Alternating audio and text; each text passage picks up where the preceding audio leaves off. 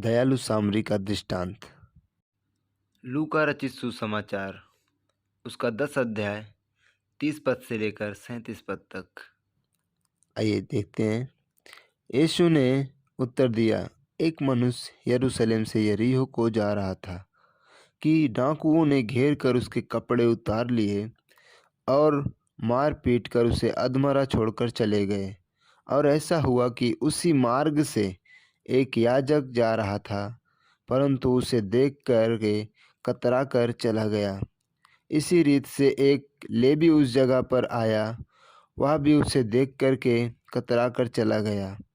परंतु एक सामरी यात्री वहाँ आ निकला और उसे देखकर तरस खाया। उसने उसके पास आकर उसके घाव पर तेल और दाखरस डालकर पट्टियाँ बांधी और अपनी सवारी पर चढ़ाकर सराय में ले गया और उसकी सेवा टहल की। दूसरे दिन उसने 2 दिनार निकाल कर सराय के मालिक को दिया और कहा, इसकी सेवा टहल कर और जो कुछ तेरा लगेगा वह मैं लौटने पर तुझे भर दूंगा। अब तेरी समझ में जो डाकुओं में घिर गया था, इन तीनों में से उसका पड़ोसी कौन ठहरा? उसने कहा, वही जिसने उस पर दया की। यीशु ने उससे कहा, जा तू भी ऐसा ही कर। तो मेरे प्रियो, आप सबने जैसा सुना वचन को कि एक सामरी यात्री था, डाकुओं ने उसे रास्ते में घेरा, उसे मारा पीटा, उसके कपड़े उतार लिए और उसे अधमरा करके छोड़कर चले गए। और उसी मार्ग से 3 व्यक्ति गुजरे, 3 में से 2 ने उसको छुआ तक नहीं, कतरा करके चले गए, उसके पास नहीं आना चाहा।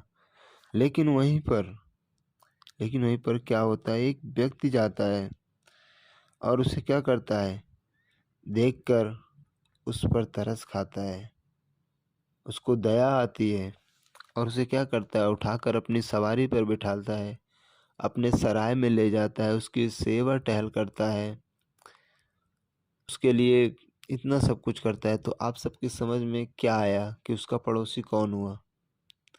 क्या वो 2 जो उससे कतरा कर चले गए थे?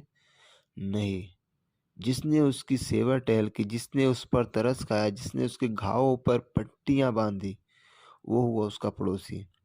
ऐसे ही आज आप तकलीफ में हैं, समस्या में हैं, जो आपकी तकलीफ़ों को, समस्याओं को देखकर आप पर तरस खाता है, आपके दुख सुख का भागी होता है, वो आपका पड़ोसी होता है। तो मेरे प्रियो, आप भी एक दूसरे पर दया करिए, उसका पड़ोसी बनिए और परमेश्वर के वचन के अनुसार चलिए।